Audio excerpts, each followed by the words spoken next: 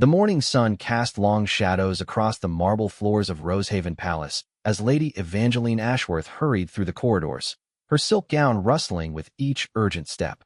The news she carried would shake the very foundations of the kingdom of Valdoria, but she knew her duty to the crown superseded her personal feelings. Queen Isabella had specifically requested her presence in the private chambers before the day's royal obligations began. Valdoria was a prosperous kingdom nestled between rolling green hills and crystal-clear lakes, known throughout the realm for its advanced scholarship and diplomatic prowess. The royal family had ruled with wisdom and compassion for 3 generations, earning the deep respect and love of their subjects. Queen Isabella, now in her 15th year of reign, had maintained peace through careful alliances and fair governance. Her daughter, Princess Sophia, was beloved by the people and considered one of the most eligible matches in all the neighboring kingdoms. However, beneath the polished exterior of court life, tensions had been building for months. The Queen's younger sister, Lady Victoria Ashworth, had always harbored resentment about the line of succession. Though she had married into nobility and maintained her position at court, whispers suggested she believed the crown should have been hers by right. Her daughter, Evangeline, found herself caught between family loyalty and her sworn allegiance to the crown. As Evangeline reached the Queen's private study, she paused to collect herself. The ornate door bore the royal seal of Valdoria, a golden phoenix rising from crimson flames, symbolizing the kingdom's resilience and renewal. She knocked softly, hearing Queen Isabella's melodious voice grant her entry. The study was a sanctuary of wisdom, with floor-to-ceiling bookshelves lined with ancient texts, maps of distant lands, and portraits of previous monarchs who had guided Valdoria through prosperity and hardship alike. Queen Isabella sat behind her mahogany desk, reviewing correspondence from various ambassadors and provincial governors. Her auburn hair was elegantly arranged, and, despite the early hour, she was already dressed in her formal court attire, a deep blue gown embroidered with silver threads that caught the morning light. At 42, the Queen retained the grace and beauty that had made her famous throughout the kingdom, but recent months had added subtle lines of worry around her intelligent green eyes. "Your Majesty," Evangeline curtsied deeply, her heart racing with the weight of what she must reveal. "I come bearing news that requires your immediate attention, though I confess it brings me no joy to be the messenger." The Queen set down her quill and studied her niece's troubled expression. Isabella had always been perceptive about the emotions of those around her, a skill that had served her well in both diplomacy and family matters. "Speak freely, Evangeline. You know you have my complete trust and attention. What matter weighs so heavily upon your mind this morning?" Evangeline took a deep breath, steeling herself for what was to come. "Your Majesty, I have discovered correspondence between my mother and certain members of the Northern Alliance that suggests a plot against the royal family. The letters indicate plans to undermine Princess Sophia's upcoming engagement to Prince Alexander of Estonia, with the ultimate goal of destabilizing your reign." The silence that followed was deafening. Queen Isabella's expression remained composed, but Evangeline could see the flash of pain and betrayal that crossed her features. The Northern Alliance was a coalition of smaller kingdoms that had long resented Valdoria's influence and prosperity. Any collaboration between them and a member of the royal family would be considered high treason.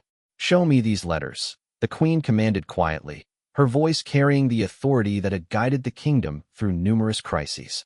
Evangeline produced a leather portfolio from beneath her cloak, containing several pieces of parchment bearing official seals and her mother's distinctive handwriting. As Queen Isabella examined the correspondence, her expression grew increasingly grave. The letters detailed a sophisticated plan to spread rumors about Princess Sophia's character and suitability as a future queen of Estonia. More alarmingly, they suggested that Lady Victoria believed she could position herself as a more suitable alternative to guide Valdoria into a new alliance with the northern kingdoms. "The depth of this betrayal is staggering," Isabella murmured, setting the letters aside. "Your mother was raised alongside me, shared my lessons, my dreams for this kingdom. How could she believe that destroying Sophia's reputation would serve anyone's interests, least of all Valdoria's?" Evangeline felt tears threatening to fall, but maintained her composure. "Your Majesty, I believe my mother has been consumed by jealousy and ambition. She has convinced herself that the kingdom would be better served under different leadership, and She sees Princess Sophia as an obstacle to her vision of Valdoria's future. The queen rose from her chair and walked to the large window overlooking the palace gardens, where Princess Sophia could be seen taking her morning walk with her ladies-in-waiting. At 19, Sophia possessed all the qualities expected of a future queen: intelligence, compassion, grace, and a genuine love for her people. The thought that anyone would attempt to damage her reputation filled Isabella with protective fury. "Tell me, Evangeline, why do you bring this information to me rather than support your mother's cause? Surely you understand that revealing this conspiracy places your own family in jeopardy." Evangeline moved to stand beside her queen, following her gaze to the garden where Princess Sophia was laughing with her companions, her golden hair catching the sunlight like a crown itself. "Your Majesty, I have watched Princess Sophia grow from a precocious child into a remarkable young woman. She has shown kindness to every servant, wisdom beyond her years in court discussions, and genuine care for the welfare of our people. To see her reputation destroyed by lies and manipulation would be a tragedy for our entire kingdom." Moreover, Evangeline continued, her voice growing stronger with conviction, "I have sworn an oath of loyalty to the crown. That oath supersedes all other considerations, including family bonds. If my mother chooses to betray that same crown, then she has chosen her path, and I must choose mine."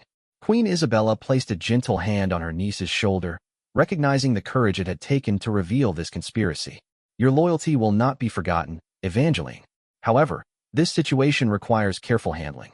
We cannot simply arrest Lady Victoria without concrete evidence of treasonous action, and we must consider the political implications of any response." The sound of approaching footsteps in the corridor interrupted their conversation. Princess Sophia's voice could be heard outside the study, apparently seeking an audience with her mother. Queen Isabella quickly secured the incriminating letters in a locked drawer of her desk before calling for her daughter to enter. Princess Sophia swept into the room with the natural grace that had made her famous throughout the court. Her cheeks were flushed from her morning walk, and her eyes sparkled with the enthusiasm of youth. She was dressed in a simple but elegant morning gown of pale green silk that complemented her fair complexion and golden hair. "Good morning, Mother." "Cousin Evangeline." Sophia curtsied respectfully to both women before continuing. "I wanted to discuss the arrangements for Prince Alexander's arrival next week. Ambassador Hartford believes we should organize a grand welcoming ceremony, but I thought perhaps something more intimate would better reflect our kingdom's values." Queen Isabella smiled at her daughter's thoughtfulness, even as her mind raced with concerns about the conspiracy that now threatened everything Sophia held dear. "Your instincts serve you well, my dear. An intimate welcome would indeed be more appropriate, and would allow Prince Alexander to experience the genuine warmth of our people rather than mere pageantry." As they discussed the details of the upcoming diplomatic visit, Evangeline observed the easy rapport between mother and daughter. Princess Sophia sought her mother's counsel on matters both great and small, while Queen Isabella guided her daughter with gentle wisdom and encouragement. It was clear that Sophia was being carefully prepared for her future role as Queen of Estonia, and potentially as a leader in her own right. The conversation was interrupted by the arrival of Sir Marcus Blackwood, the kingdom's most trusted advisor and spymaster. His weathered face bore an expression of urgent concern as he bowed deeply to the royal ladies. "Your Majesty, Princess Sophia, Lady Evangeline." He acknowledged each with appropriate deference. "I must speak with your Majesty on a matter of utmost importance and sensitivity." Queen Isabella recognized the coded language that indicated matters of security and potential threat. "Princess Sophia, perhaps you could review the guest list for next week's festivities with Lady Evangeline. Sir Marcus and I have some administrative matters to discuss." Though clearly curious about the sudden shift in atmosphere, Princess Sophia obediently gathered the relevant documents and gestured for Evangeline to accompany her to the adjacent sitting room. As the door closed behind them, Queen Isabella turned her full attention to Sir Marcus. "What news do you bring, old friend? Your expression suggests it relates to the matter Lady Evangeline has just brought to my attention." Sir Marcus nodded grimly. "Your Majesty, our agents in the Northern Alliance have intercepted communications that confirm a broader conspiracy than we initially suspected. Lady Victoria is not acting alone. She has formed an alliance with several discontented nobles within our own kingdom who believe the monarchy has become too progressive in its policies." The Queen felt a chill of apprehension. Internal dissent combined with foreign interference represented the most dangerous threat to any kingdom's stability. Who among our nobles has joined this conspiracy? And what specific actions do they plan to take? Lord Edmund Whitmore of the Eastern Province and Lady Margaret Thornfield of the Western Territories appear to be the primary co-conspirators within Valdoria, Sir Marcus reported. Their plan involves spreading carefully crafted rumors about Princess Sophia's character and judgment, while simultaneously promoting Lady Victoria as a more suitable guide for the kingdom's future. The timing is particularly insidious, he continued. They plan to launch their campaign of misinformation just before Prince Alexander's arrival, hoping to create enough doubt about the princess that the engagement will be called off. Without this crucial alliance with Estonia, Valdoria would be more vulnerable to pressure from the Northern Alliance. Queen Isabella processed this information with the analytical mind that had served her well throughout her reign. What evidence do we have of their specific plans? And how far has this conspiracy progressed? Sir Marcus produced a small scroll bearing coded messages that his agents had intercepted. They plan to begin tomorrow with seemingly innocent questions about the princess's readiness for marriage and leadership responsibilities. These will escalate to more serious accusations about her judgment and suitability as a future queen. Most concerning, he added, they have arranged for certain influential courtiers to be present when these conversations take place, ensuring maximum spread of their poisonous whispers throughout the court and, eventually, to the common people. The queen realized that swift action would be necessary to protect both her daughter and the kingdom. However, any response must be carefully calculated to avoid creating the very instability that the conspirators sought to exploit. Sir Marcus, I want constant surveillance of all the individuals we have identified. Document their meetings, their communications, and their associates. We need irrefutable evidence before we can act decisively. Furthermore, she continued, we must prepare Princess Sophia for what is coming without alarming her unnecessarily. She has the right to know that her reputation and future are under attack, and she deserves the opportunity to defend herself with dignity and grace. The weight of leadership pressed heavily upon Queen Isabella's shoulders as she contemplated the challenges ahead. The next few days would test not only her own wisdom and resolve, but also her daughter's character and the loyalty of those around them. As Sir Marcus departed to coordinate the security response to this threat, Queen Isabella called for Princess Sophia and Lady Evangeline to return to the study. The time had come to prepare her daughter for the battle that lay ahead, a battle that would determine not only the future of the royal family, but the very character and direction of the kingdom of Valdoria itself. The following morning arrived with an unseasonable chill that seemed to mirror the cold atmosphere now pervading Rosehaven Palace. Princess Sophia stood before her ornate mirror as her lady's maid, Catherine, carefully arranged her auburn locks into an elaborate coiffure suitable for the day's court proceedings. Despite the careful attention to her appearance, Sophia's mind remained troubled by the previous day's revelations from her mother. Queen Isabella had chosen to reveal the conspiracy in carefully measured portions, explaining that certain individuals at court were attempting to damage the princess's reputation through malicious gossip and false accusations. While the queen had not disclosed the full extent of the threat or the involvement of Lady Victoria, she had impressed upon Sophia the importance of conducting herself with exceptional grace and dignity in the days ahead. Your Highness appears troubled this morning, Catherine observed gently as she fastened a delicate sapphire necklace around the princess's neck. The loyal servant had been with the royal family for over a decade and possessed an intuitive understanding of the emotional currents within the palace. Sophia met Catherine's eyes in the mirror reflection. There are matters weighing upon my mind, Catherine, though I cannot speak of them directly. I must ask for your continued discretion and loyalty in the days ahead, as I fear we may all face challenges that test our character and resolve.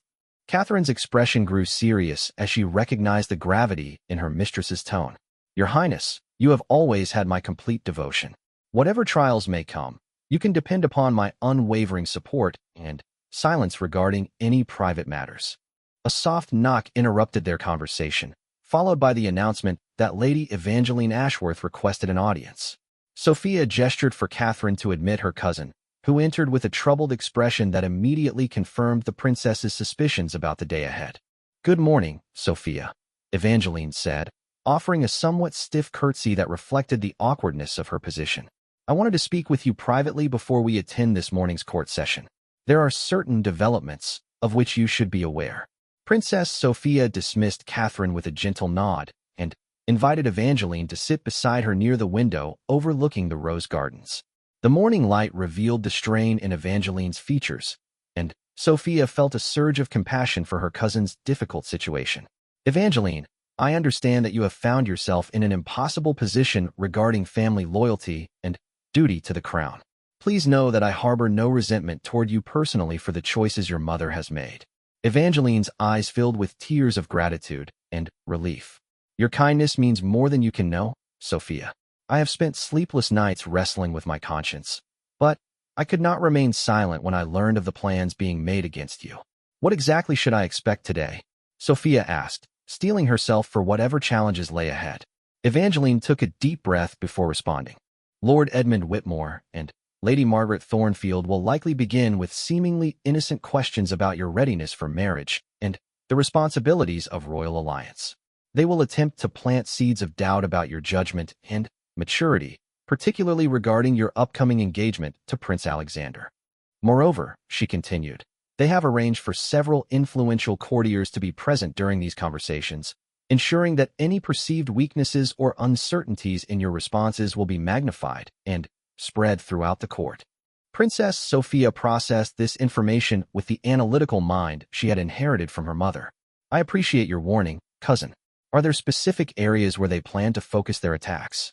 They will likely question your knowledge of international diplomacy, your understanding of economic policy, and your ability to balance competing interests within both kingdoms, Evangeline explained. They may also attempt to create scenarios where any response you give can be twisted to suggest either naivety or arrogance.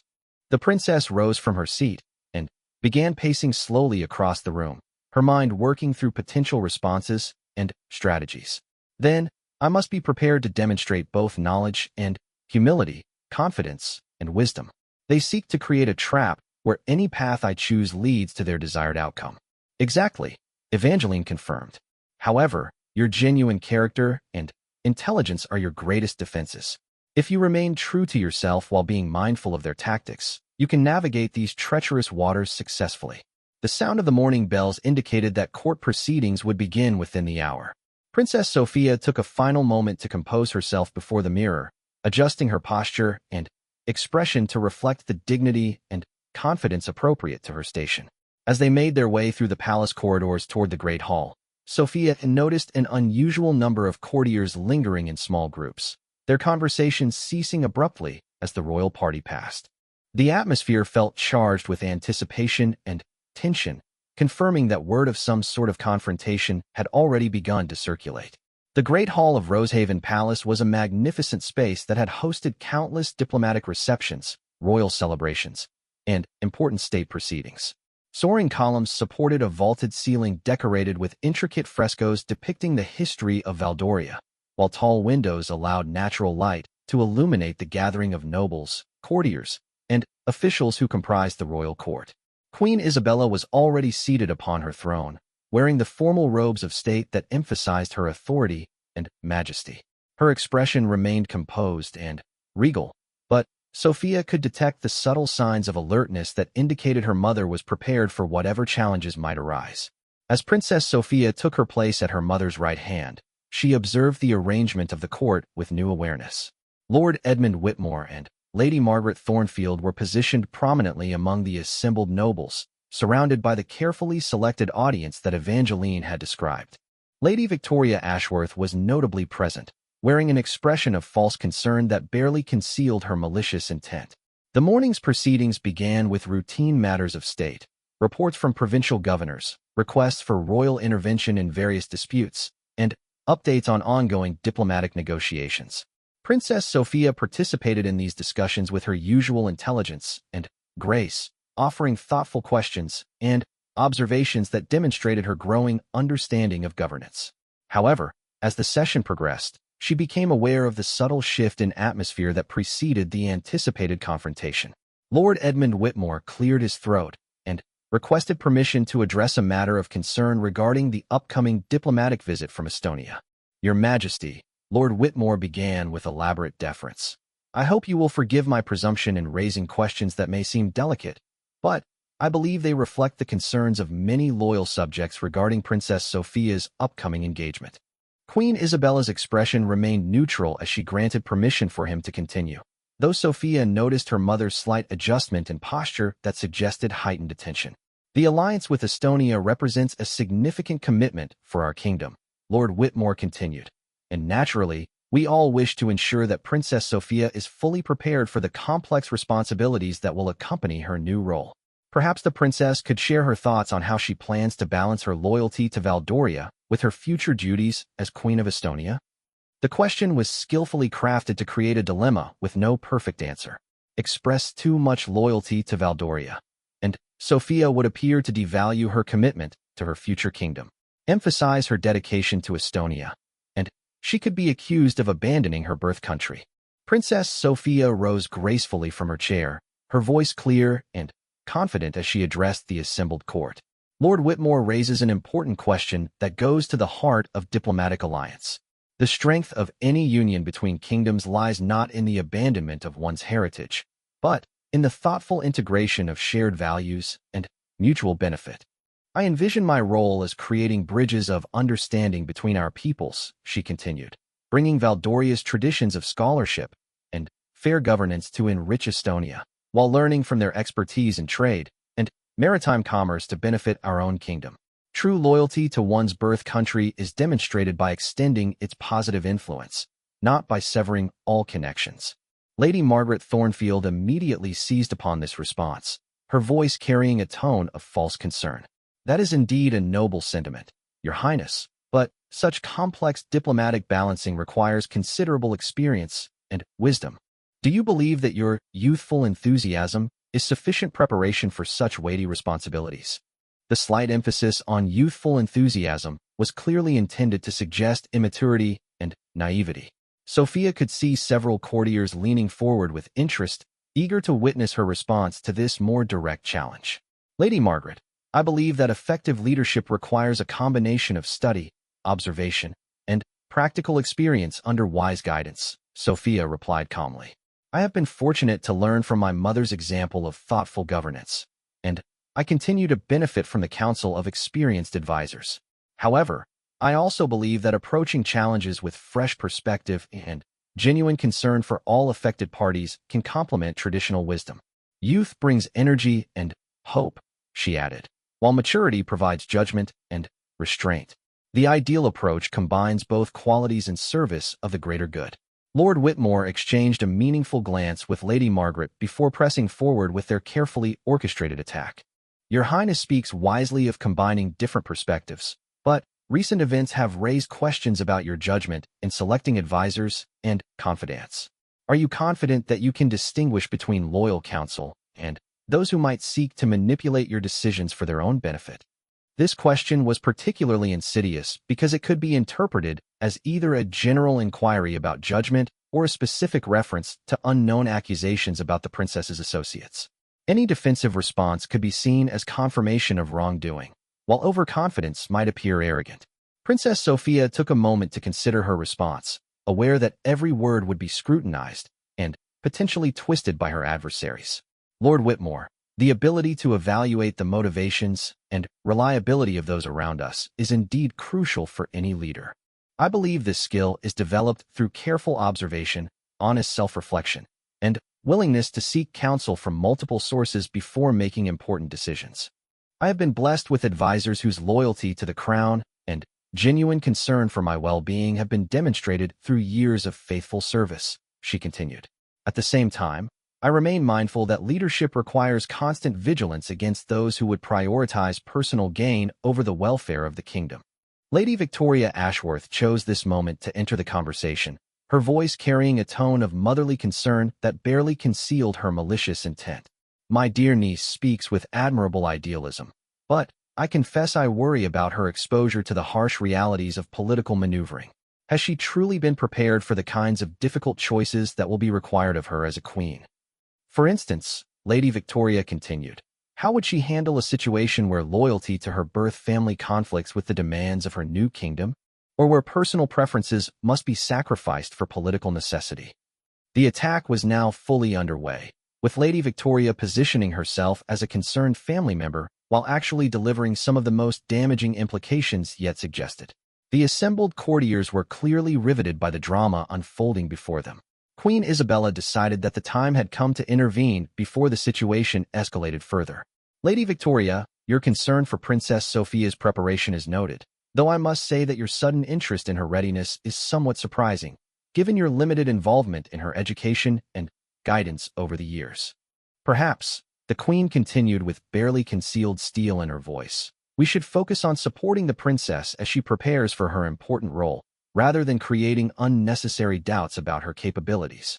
The subtle rebuke was not lost on anyone present, and Lady Victoria's face flushed with a combination of anger and embarrassment. However, she had committed too fully to her course of action to retreat gracefully. Your Majesty, I merely wish to ensure that our kingdom's interests are protected, Lady Victoria replied, her voice taking on a sharper edge. Surely it is better to address potential concerns openly rather than discover them at a moment of crisis. Princess Sophia realized that the confrontation had reached a critical point where she must either retreat or stand her ground definitively. The next few moments would determine not only her own reputation, but also the success or failure of the conspiracy against her family. Rising to her full height with the dignity inherited from generations of royal ancestors, Princess Sophia prepared to deliver a response that would define her character and her worthiness to wear a crown. The tension in the Great Hall was palpable as Princess Sophia stood before the assembled court, her composure unwavering despite the coordinated assault on her character and capabilities.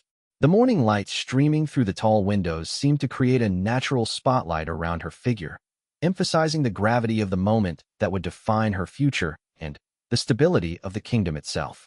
Lady Victoria, Princess Sophia began, her voice carrying the clear, measured tone that had been carefully cultivated through years of diplomatic training.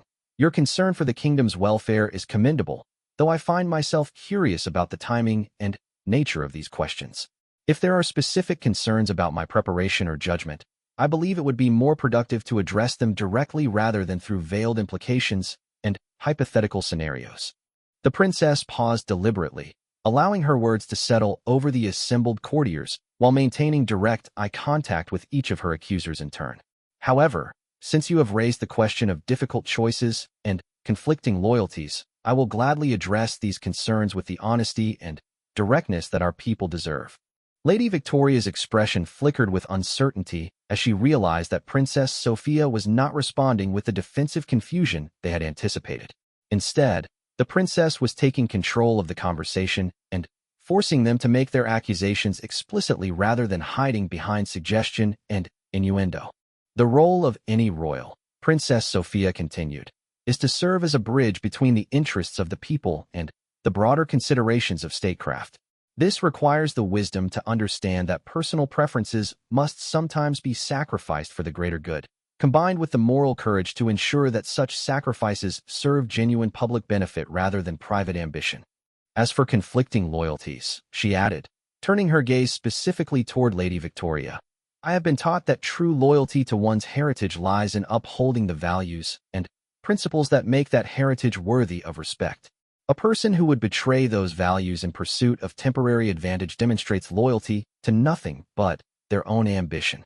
The assembled courtiers began to murmur among themselves as they recognized the subtle but unmistakable implication in the princess's words. Sir Marcus Blackwood, positioned discreetly among the observers, noted which individuals appeared most uncomfortable with this turn in the conversation. Lord Edmund Whitmore attempted to regain control of the situation by shifting to what he believed would be safer ground. Your Highness speaks eloquently of principles and values, but leadership also requires practical knowledge of policy and administration. Perhaps you could enlighten us about your understanding of the current trade negotiations with the eastern provinces? The question was intended to expose any gaps in the princess's knowledge of complex economic matters, assuming that her youth and sheltered upbringing would have left her ill-prepared for such technical discussions. However, Princess Sophia had spent considerable time studying these exact issues under the guidance of her mother's most trusted advisors. Certainly, Lord Whitmore, she replied with confidence. The current negotiations involve three primary areas of concern: the standardization of currency exchange rates, the establishment of common standards for textile quality, the resolution of disputes regarding mineral rights in the border regions. Our position, she continued, has been to advocate for fair exchange rates that reflect the true value of our respective commodities rather than artificial manipulations that benefit one party at the expense of the other. Regarding textile standards, we have proposed a joint inspection system that would protect consumers while maintaining the distinctive craftsmanship traditions of each province. As for mineral rights, Princess Sophia added, the most equitable solution appears to be a revenue-sharing arrangement based on extraction volume, rather than arbitrary territorial claims that ignore the reality of geological formations crossing traditional boundaries. The detailed and nuanced response clearly surprised Lord Whitmore, who had expected to expose ignorance rather than demonstrate expertise. Lady Margaret Thornfield quickly attempted to recover by attacking from a different angle. "Impressive knowledge, Your Highness," Lady Margaret said with false praise. "Though I wonder if such technical mastery might indicate a tendency toward excessive involvement in matters that are traditionally handled by professional administrators. Do you believe a queen should personally involve herself in such detailed negotiations, or might that suggest a lack of trust in one's advisors?"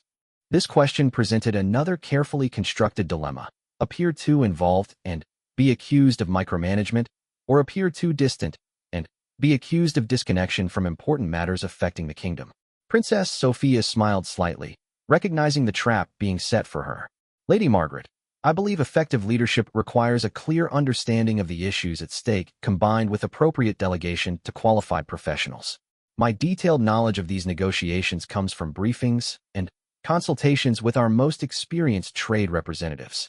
The goal," she continued, "is not to replace professional expertise with royal authority, but to ensure that policy decisions reflect a comprehensive understanding of their implications for all affected parties. A queen who makes decisions without understanding their consequences is as dangerous as one who refuses to make decisions at all." Queen Isabella observed this exchange with growing pride in her daughter's performance and growing anger at the orchestrated nature of the attack. The careful coordination between the questioners and their increasingly desperate attempts to find weakness in Sophia's responses confirmed the intelligence reports about the conspiracy. Lady Victoria, realizing that their planned approach was failing to achieve the desired results, decided to escalate to more personal and emotional territory. "Sophia, my dear, your responses demonstrate admirable preparation, but I fear they also reveal a certain coldness that concerns those who care about your happiness. Are you truly prepared for the emotional demands of marriage and queenship? Do you understand the personal sacrifices that will be required?" The shift to more intimate concerns was designed to make Princess Sophia appear either emotionally immature or unnaturally calculating. It also carried the subtle implication that her family questioned her readiness for marriage and adult responsibilities. Princess Sophia felt a flash of anger at the manipulative nature of the question, but she channeled that emotion into clarity rather than defensiveness. "Aunt Victoria, I appreciate your concern for my emotional well-being, though I confess I am surprised by this sudden interest in my personal happiness.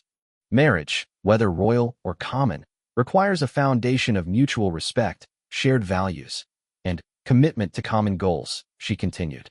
"I have been fortunate to spend time with Prince Alexander and to discover that we share similar perspectives on governance, justice, and the responsibilities of leadership.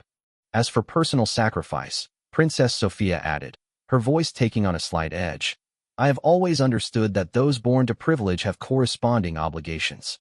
However, I would distinguish between sacrifices made in service of one's people and those demanded by individuals pursuing their own ambitions."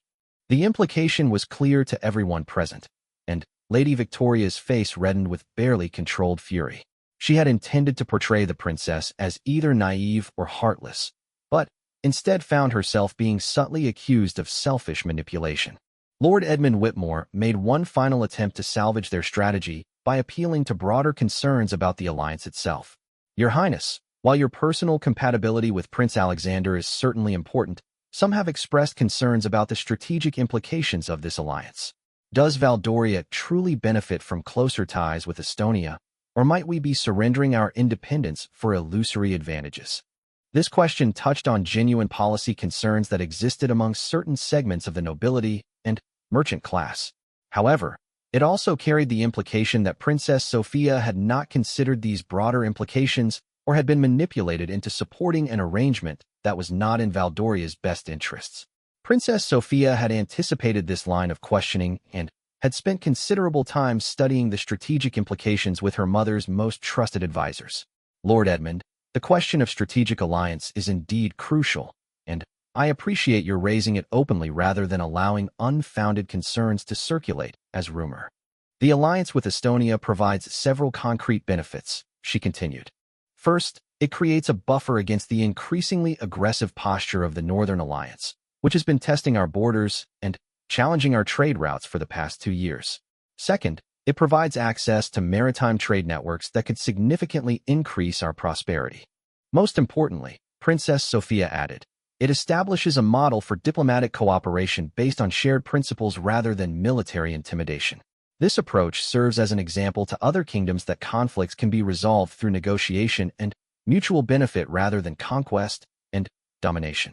However, she continued, meeting Lord Edmund's gaze directly, if there are specific aspects of the proposed alliance that concern you, I would welcome a detailed discussion of those issues rather than vague suggestions about surrendering independence. The challenge was clear. Either present specific objections that could be addressed through rational discussion, or admit that the concerns were based on unfounded fears or ulterior motives. Lord Edmund found himself in an increasingly uncomfortable position. To provide specific objections would require him to reveal detailed knowledge of the alliance terms that he was not supposed to possess, potentially exposing his involvement in espionage. To retreat without specifics would make his concerns appear baseless and politically motivated. Before Lord Edmund could respond, Sir Marcus Blackwood stepped forward and requested permission to address the court on a matter of urgent security concern. The spymaster's intervention was perfectly timed to prevent the conspirators from attempting any final desperate measures while providing an opportunity to reveal their treasonous activities. Your Majesty, Sir Marcus said with his characteristic directness, I believe the time has come to address certain irregularities that have been discovered regarding communications between members of this court and representatives of foreign powers. A collective gasp arose from the assembled courtiers as they realized that the morning's proceedings were about to take a dramatically different turn.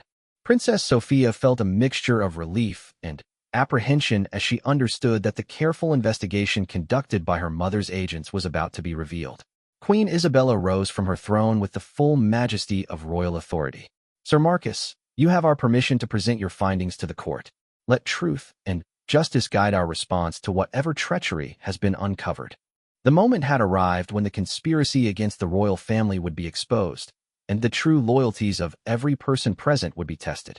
Princess Sophia stood ready to face whatever revelations emerged, strengthened by her successful defense of her character and her growing confidence in her ability to serve her kingdom with honor and wisdom. The next few minutes would determine whether Valdoria would emerge stronger from this crisis or whether the conspirators' plans would succeed in undermining the stability that Queen Isabella had worked so hard to establish during her reign. Sir Marcus Blackwood stood before the assembled court with the bearing of a man who had served 3 monarchs faithfully and had never failed in his duty to protect the crown. His weathered hands held a leather portfolio containing evidence that would shake the very foundations of the conspiracy that had been carefully constructed over months of secret planning.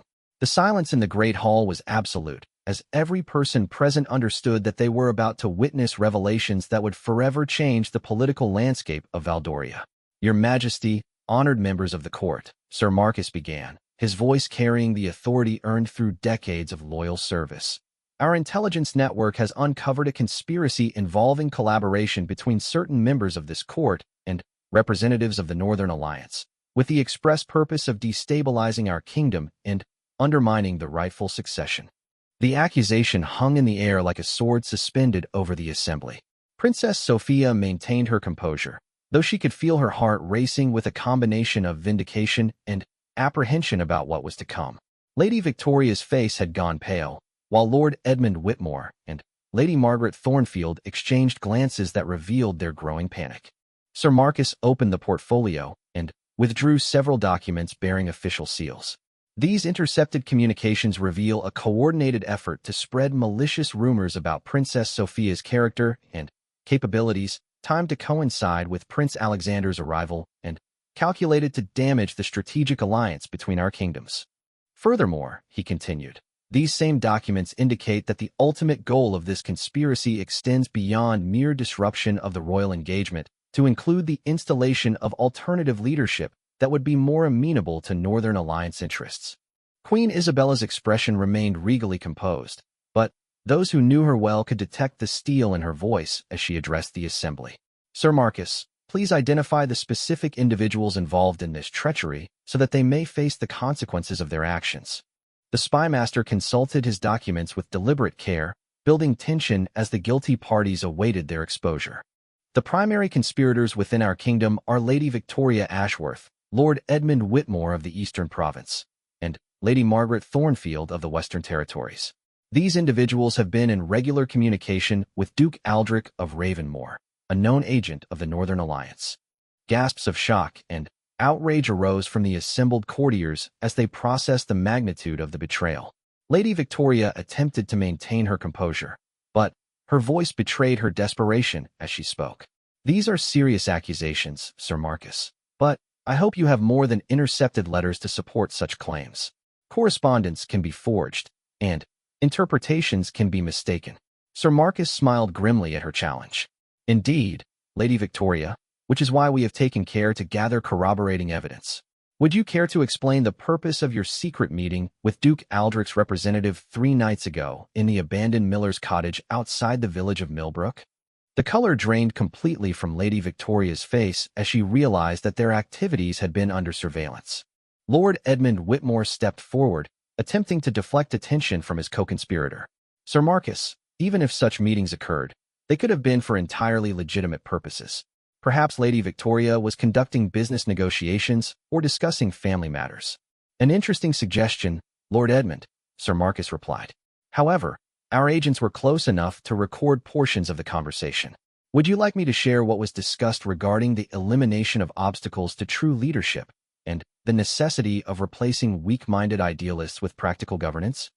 Princess Sophia felt a surge of anger at the realization that she had been referred to as a weak-minded idealist by people who claimed to care about the kingdom's welfare. However, she channeled that emotion into determination to prove herself worthy of the crown through her response to this crisis. Lady Margaret Thornfield made a desperate attempt to minimize her involvement. Your Majesty, I confess that I may have expressed concerns about the princess's youth and inexperience, but surely expressing doubts about policy decisions cannot be considered treasonous. Many loyal subjects share similar concerns. Queen Isabella's voice cut through the air with the precision of a blade. Lady Margaret, expressing legitimate concerns through proper channels is indeed the right of every subject. However, conspiring with foreign agents to undermine the crown through lies and manipulation crosses the line from loyal opposition to treasonous sedition. Sir Marcus produced another document, this one bearing Lady Margaret's seal. Your Majesty, this letter outlines specific plans to spread rumors about Princess Sophia's alleged inappropriate relationships with various courtiers, designed to create scandal and doubt about her moral character. The accusation was particularly damaging because it revealed the depths to which the conspirators were willing to sink in their campaign of character assassination. Several courtiers looked toward Princess Sophia with expressions of sympathy and outrage on her behalf. Princess Sophia rose from her chair with quiet dignity, her voice steady despite the emotional impact of learning how comprehensively her character had been targeted for destruction. I thank Sir Marcus for his diligent work in uncovering this conspiracy. While I am naturally hurt by these attacks on my character, I am more concerned about what this reveals regarding the loyalty and integrity of those entrusted with positions of responsibility within our kingdom.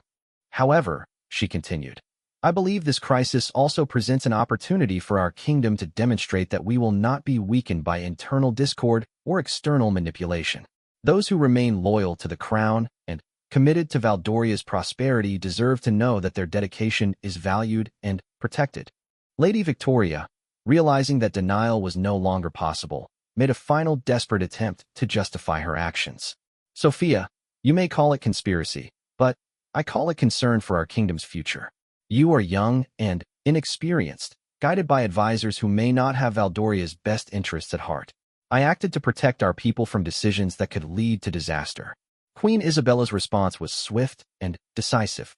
Lady Victoria, Your concern for the kingdom's welfare might be more credible if your proposed solutions did not involve collaboration with our enemies and the spread of malicious falsehoods about my daughter. A person who truly loves Valdoria does not seek to advance its interests by destroying the character of its future leaders. Moreover, the Queen continued, your actions have demonstrated a fundamental misunderstanding of what makes a kingdom strong. Strength comes from unity of purpose, honest communication, and trust between leaders and people. You have sought to replace these foundations with suspicion, deception, and foreign manipulation. Sir Marcus stepped forward once again, his expression grave as he prepared to deliver the final blow to the conspiracy. Your Majesty, there is one additional matter that must be addressed. Our investigation has revealed that the conspirators were prepared to take more drastic action if their campaign of rumors and character assassination failed to achieve their goals. The implication sent a chill through the assembly as they contemplated what more drastic action might entail. Princess Sophia felt a momentary surge of fear, not for herself, but for the kingdom that would suffer if political disagreements escalated to violence. Documents seized from Lord Edmund's estate reveal contingency plans for disrupting Prince Alexander's visit through manufactured incidents designed to create diplomatic crisis and provide justification for canceling the alliance, Sir Marcus continued. These plans included arranging for accidents that would be blamed on Astonian security failures or Princess Sophia's alleged poor judgment. The revelation that the conspiracy extended to potential violence against visiting diplomats stunned even those courtiers who had suspected that political tensions were escalating. Lord Edmund Whitmore's face betrayed his panic as he realized the full extent of the evidence against him. Furthermore, Sir Marcus added, we have reason to believe that if these manufactured crises had succeeded in derailing the alliance, the conspirators planned to use the resulting chaos as justification for demanding changes in the line of succession. Queen Isabella's voice carried the full weight of royal authority as she addressed the three primary conspirators. Lady Victoria Ashworth, Lord Edmund Whitmore, and Lady Margaret Thornfield, you stand accused of high treason against the crown of Valdoria. Your actions have endangered not only the royal family, but the security and prosperity of our entire kingdom. You will be remanded to custody pending formal trial, during which you will have the opportunity to present any evidence in your defense, she continued. However, the evidence against you is comprehensive and damning, and the penalty for treason against the crown is well established in our laws. As the royal guards moved forward to arrest the conspirators, Lady Victoria made one final, desperate appeal. Isabella, we grew up together. Surely our childhood friendship counts for something. I may have made mistakes in judgment, but I never intended actual harm to come to Sophia or the kingdom. Queen Isabella's expression softened slightly, revealing the pain that this betrayal had caused her personally. Victoria, it is precisely because we grew up together that your betrayal cuts so deeply. You, of all people, should understand the responsibilities that come with the privileges we have inherited. You should have been Sophia's strongest protector, not her most dangerous enemy. However, the Queen added, your claim that you never intended harm rings hollow when placed against evidence of your willingness to collaborate with our enemies, and your preparation of plans that could have led to violence and diplomatic disaster. As the conspirators were escorted from the Great Hall under guard, the remaining members of the court stood in stunned silence. The revelation of such a comprehensive conspiracy had shaken their faith in the stability they had taken for granted, while simultaneously demonstrating the effectiveness of the crown's intelligence apparatus and the wisdom of Queen Isabella's measured response. Princess Sophia understood that this moment represented a crucial test of her ability to provide leadership during crisis. The assembled courtiers needed reassurance that the kingdom remained strong and that the future held promise rather than continued turmoil. My lords and ladies, she addressed the assembly, her voice carrying new authority earned through her successful navigation of this crisis. Today's events have revealed the existence of serious threats to our kingdom's security and prosperity. However, they have also demonstrated that Valdoria possesses the wisdom, loyalty, and strength necessary to overcome such challenges. I ask for your continued support as we work together to heal the divisions that have been exposed and to build an even stronger foundation for our shared future, she continued. The alliance with Estonia will proceed as planned, and Prince Alexander's visit will serve as an opportunity to demonstrate that Valdoria cannot be weakened by the machinations of those who would place personal ambition above the common good. The response from the assembled courtiers was overwhelmingly positive, with many stepping forward to pledge their renewed loyalty to the crown and their support for Princess Sophia's upcoming marriage. However, she understood that the true test of her leadership would come in the days and weeks ahead as the kingdom worked to recover from this crisis and prepare for the challenges that lay ahead. 3 weeks had passed since the dramatic exposure of the conspiracy that had threatened to tear apart the very fabric of Valdoria's political stability. The kingdom now buzzed with preparations for Prince Alexander's arrival, but beneath the surface excitement lay a deeper transformation in how the people viewed their young princess. The trials she had endured and her graceful handling of the crisis had elevated Princess Sophia from a beloved but untested royal heir to a proven leader worthy of their complete confidence. The morning of Prince Alexander's arrival dawned clear and bright, with autumn colors painting the landscape surrounding Rosehaven Palace in brilliant shades of gold and crimson. Princess Sophia stood at her chamber window, watching the final preparations being made in the courtyard below. Servants hurried to arrange flowers and banners while guards took their ceremonial positions along the approach route. Everything had to be perfect, not just for diplomatic reasons, but to demonstrate that Valdoria remained strong and unified despite the recent upheaval. Lady Evangeline Ashworth entered the chamber carrying an ornate jewelry box containing the sapphire necklace that had belonged to Queen Isabella's grandmother. The past weeks had been difficult for Evangeline, who struggled with the shame of her mother's betrayal while simultaneously earning increased respect for her courage in exposing the conspiracy. Her position at court had been somewhat awkward, but Princess Sophia had made clear that Evangeline's loyalty was valued and her friendship treasured. "The necklace looks beautiful with your gown," Evangeline observed as she fastened the clasp behind the princess's neck. Sophia wore a dress of deep blue silk embroidered with silver threads and patterns that caught the morning light, creating an effect that was both elegant and regal. Her auburn hair was arranged in an elaborate style that incorporated the small crown traditionally worn for important state occasions. "Thank you, Evangeline," Sophia replied, turning from the mirror to face her cousin. "I wanted to speak with you about something important before the day's events begin. I have been considering the future structure of my household, and I would be honored if you would accept the position of Chief Lady-in-Waiting when I marry Prince Alexander." Evangeline's eyes filled with tears of gratitude and relief. The offer represented not just personal kindness, but official recognition that her loyalty transcended family complications. "Your Highness, I would be deeply honored to serve you in any capacity. Your faith in me means more than you can possibly know. Your courage in exposing the conspiracy saved not just my reputation, but possibly the entire kingdom," Sophia replied. "Such loyalty deserves to be recognized and rewarded. Moreover, I will need trusted advisors who understand the complexities of court politics and the importance of placing duty above personal considerations." A gentle knock at the door interrupted their conversation, and Queen Isabella entered wearing the formal robes of state that she reserved for the most important diplomatic occasions.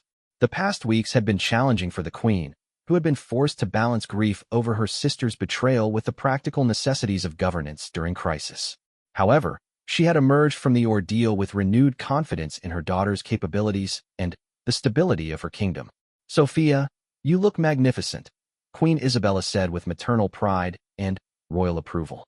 "Are you prepared for what promises to be a momentous day?" "I believe so, Mother," Sophia replied. "The arrangements are complete, and more importantly, I feel ready to take this next step in my life and service to the kingdom. The recent trials have clarified my understanding of what leadership requires and strengthened my resolve to serve our people well." Queen Isabella smiled at the maturity and wisdom evident in her daughter's words. "The past weeks have tested us all in ways we never anticipated, but they have also revealed the fundamental strength of our kingdom and our family. I am proud of how you handled yourself during the conspiracy, and I am confident that you will represent Valdoria with honor in your new role as future Queen of Estonia." The sound of horns in the distance announced that Prince Alexander's diplomatic convoy had been spotted approaching the palace gates. The three women made their final preparations before proceeding to the Great Hall where the formal reception would take place. As they walked through the corridors, Princess Sophia reflected on how much had changed since the morning when Evangeline first brought warning of the conspiracy that had threatened everything they held dear. The Great Hall had been transformed for the occasion, with tapestries bearing the arms of both kingdoms hanging from the columns, and fresh flowers creating a fragrant atmosphere of celebration. The assembled courtiers represented the finest of Valdorian nobility, but Sophia noted with satisfaction that the faces before her showed genuine respect and enthusiasm rather than the hidden hostility and doubt that had characterized the court during the conspiracy. Sir Marcus Blackwood stood near the throne, his presence serving as a quiet reminder that the kingdom's security remained vigilant against any potential threats. However, his expression was more relaxed than it had been in weeks, reflecting his confidence that the immediate dangers had been successfully addressed. The great doors opened with ceremonial fanfare as Prince Alexander of Estonia entered the hall accompanied by his diplomatic retinue. At 24 years of age, Alexander possessed the bearing of a man who had been raised to leadership from birth, combined with an intellectual curiosity and genuine warmth that had made him respected throughout the diplomatic community. He was tall and athletic, with dark hair and intelligent brown eyes that immediately sought out Princess Sophia among the assembled court. Prince Alexander approached the throne with the precise steps of formal court protocol, but his smile was genuine and warm as he bowed deeply to Queen Isabella and Princess Sophia. Your Majesty, Your Highness, I am honored to be welcomed to your beautiful kingdom and grateful for the opportunity to strengthen the bonds between our peoples. Queen Isabella rose from her throne to formally acknowledge their distinguished guest. Prince Alexander, Valdoria welcomes you with great pleasure and high hopes for the alliance that will unite our kingdoms in friendship and mutual prosperity. We trust that your visit will demonstrate the warmth and character of our people while providing opportunities to discuss the future we hope to build together. Princess Sophia, Queen Isabella continued, will serve as your principal guide during your stay, allowing you both to become better acquainted while exploring the traditions and achievements that make Valdoria unique among the kingdoms of our region. Prince Alexander turned his attention fully to Princess Sophia, his expression reflecting both diplomatic courtesy and genuine personal interest. Your Highness, I have heard wonderful reports of your wisdom and grace, though I confess that seeing you in person confirms that those reports may have been understated. I look forward to our conversations and to learning more about the remarkable kingdom you will one day help me serve. Princess Sophia felt a flutter of nervousness, but her recent experiences had given her confidence in her ability to handle challenging situations with poise and authenticity. Prince Alexander, your reputation for fairness and intelligence precedes you, and I am eager to show you the beauty and character of Valdoria while learning more about the vision you hold for our shared future. The formal reception continued with the traditional ceremonies of diplomatic welcome, including the exchange of gifts between the royal houses and the presentation of the prince to the assembled nobility. However, beneath the elaborate protocol, it was clear that a genuine connection was developing between the two young people whose marriage would determine the future relationship between their kingdoms.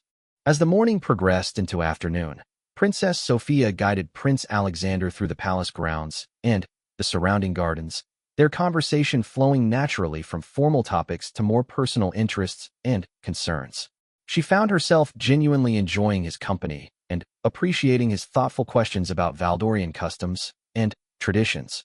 I must confess, Prince Alexander said as they paused beside the rose garden where Queen Isabella often held informal meetings with her advisors, that I have been somewhat apprehensive about this visit. Arranged marriages, even between willing parties, can be complicated by expectations and political pressures that may not align with personal compatibility. Princess Sophia appreciated his honesty and decided to respond with equal candor.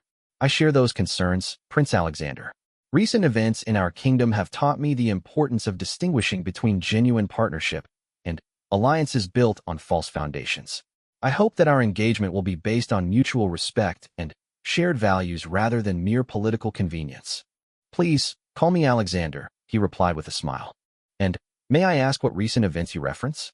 I had heard rumors of some sort of political difficulty, but the reports were vague and contradictory. Princess Sophia considered how much to reveal about the conspiracy that had so recently threatened her family and kingdom. We experienced a conspiracy involving collaboration between certain nobles and foreign agents who sought to undermine the alliance between our kingdoms. The situation has been resolved, but it reminded me of the importance of surrounding ourselves with people whose loyalty is genuine rather than calculating. Alexander's expression grew serious as he processed the implications of her revelation. I am sorry that you were forced to endure such trials, but I confess I am impressed by your apparent success in handling them. Leadership often requires difficult decisions and the ability to distinguish between true allies and false friends. Indeed, Sophia agreed. The experience taught me that strength comes not from avoiding challenges, but from meeting them with wisdom and integrity. I hope that our partnership will be built on that foundation of honest communication and shared commitment to our people's welfare.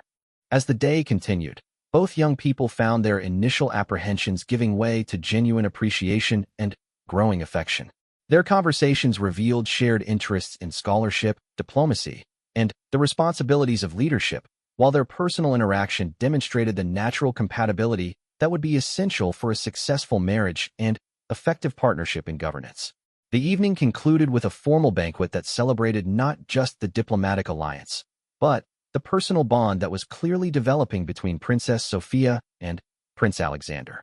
The assembled courtiers observed with satisfaction that their future queen had chosen a partner who would complement her strengths while sharing her commitment to justice and prosperity for their people. As Queen Isabella watched her daughter and Prince Alexander interact with growing warmth and mutual respect, she reflected on how the recent crisis had ultimately strengthened rather than weakened the kingdom. The conspiracy's failure had demonstrated Valdoria's resilience, while Princess Sophia's handling of the challenges had proven her readiness for the responsibilities that lay ahead. The kingdom of Valdoria faced the future with confidence, knowing that the next generation of leadership would build upon the solid foundation of wisdom, integrity, and genuine partnership that would serve their people well for generations to come. The crimson crown that symbolized their heritage would pass to worthy hands, ensuring that the values and prosperity that defined their realm would continue to flourish under the guidance of leaders who had already proven themselves equal to whatever challenges might arise.